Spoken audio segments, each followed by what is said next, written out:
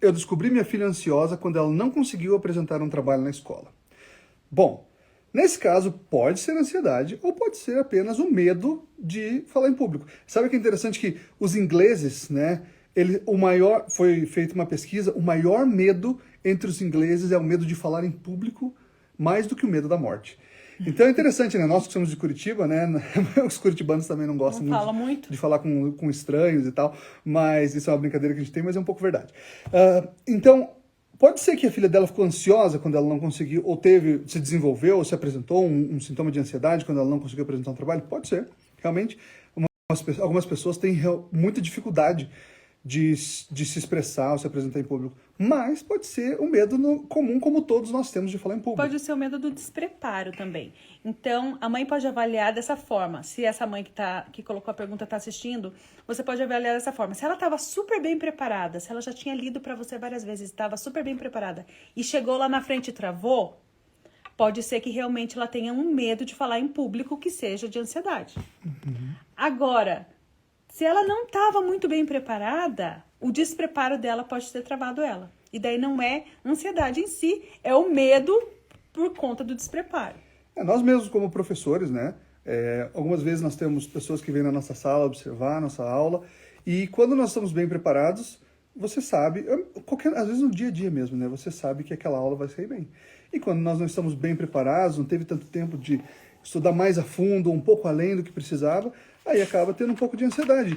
E isso é com todo mundo. Então, nesse caso, eu diria que talvez ainda não é ansiedade. Pode se transformar em ansiedade o caso dessa menina, mas é muito mais talvez o medo do novo, o medo do despreparo, do que um sintoma real de ansiedade. A mãe mencionou que até me lembrou um caso que aconteceu quando eu estava na escola. Ela falou, minha filha vomitou na hora da prova de matemática. Eu lembro que uma menina vomitou na prova de matemática quando eu estava na segunda série, alguma coisa assim. E aí, né, como crianças, as crianças reagem como crianças, né? E os professores têm que ter maturidade para conseguir reagir e ajudar de uma forma responsável.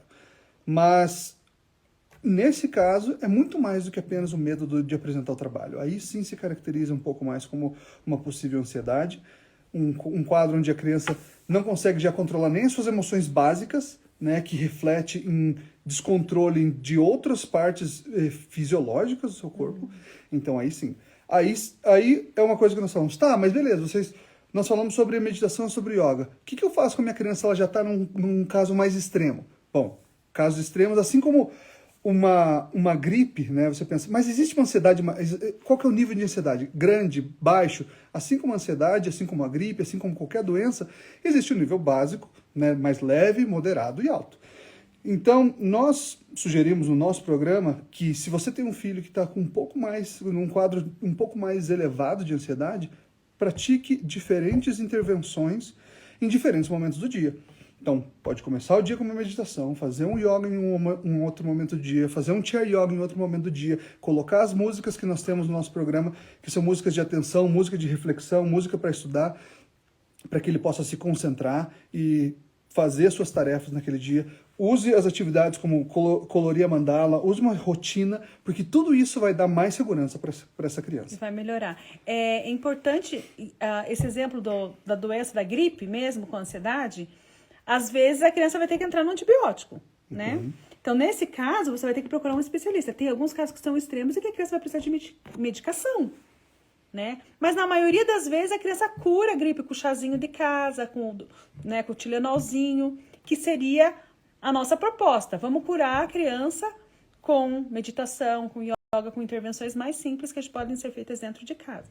Se não está funcionando, mesmo você fazendo, daí talvez precise entrar no antibiótico, né? Mas é importante que antes de você chegar lá e pá, vamos botar a criança na medicação, vamos tentar as coisas simples que dão certo, né? O chá da vovó, e daí se não melhorou, daí sim vamos entrar no antibiótico.